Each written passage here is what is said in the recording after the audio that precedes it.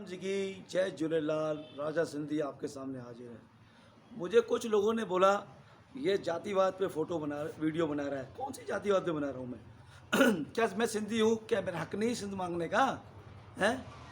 ये जातिवाद आपको देखने का है आदिपुर गांधीधाम में, तो मैं आपको बता देता हूँ।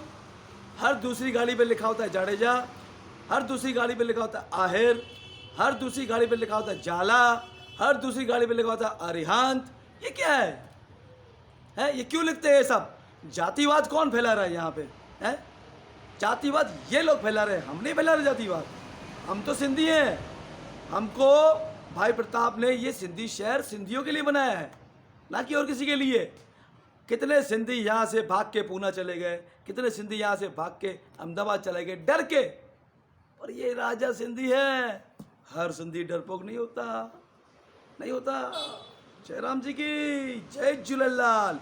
आदिपुर गांधीधाम सिंध बनेगा, बनेगा तो बनेगा। ये हमने ठान ली है, तो बनेगा। जयराम जी की।